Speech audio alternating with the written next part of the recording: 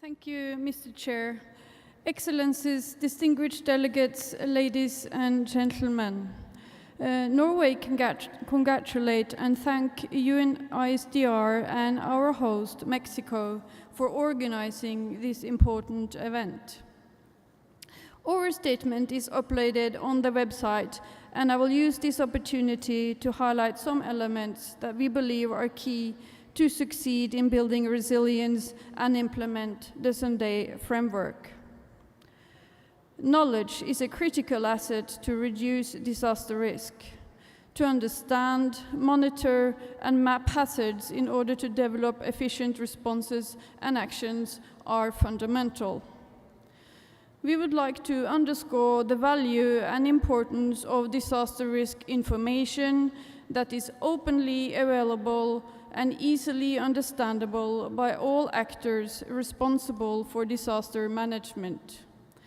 We commend the work and increased cooperation among a wide set of actors ranging from national institutions, civil society, and private sector in strengthening and sharing information and making it available to the public. Through Target E, we have all recognized the overall importance of a systematic approach to meet the challenges following from a changing world and changes in risk. Risk and vulnerability assessment should be a requirement for all development planning. Such assessment can be conducted for different purposes and at different levels, and there is, of course, a variety of methods for how they can be done. Based on our own experience in Norway, we would stress the importance of all relevant stakeholders being involved in the planning processes. There is a huge benefit if all involved can make use of the discussions during the process and the results of the assessments in their own planning of their own sectors. Mr. Chairman, Norway will continue to be an active partner in international cooperation for disaster risk reduction.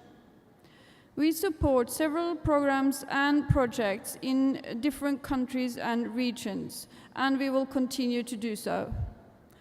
Early warning and climate services continues to be one of our priorities.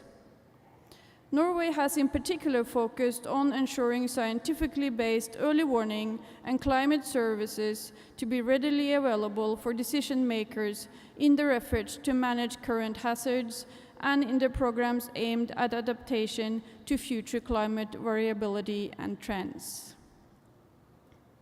We must continue to encourage and facilitate private sector cooperation and involvement.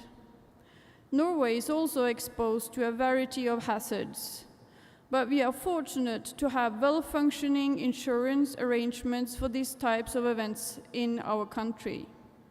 The Norwegian Natural Peril Pool is set up as a public-private partnership where every building which has fire insurance is also protected against natural hazards through this program. The costs associated with natural and man-made disasters need to be properly assessed and financially managed. Disasters affect different groups in different ways. Women and children are more vulnerable and often harder hit by disaster. We welcome the work by UN Women and others to recognize this and support the call to include women in all parts of disaster risk reduction and work to increase resilience. Delivering on the commitments made through the Paris Agreement on Climate Change, the 2030 Agenda for Sustainable Development, and also the new Urban Agenda will help reduce displacement risk and increase resilience to meet the targets of the Sendai framework. Important synergies can be obtained on a national level when handling climate change adaptation planning and disaster preparedness as interlinked and mutually reinforced. And with this, I thank you.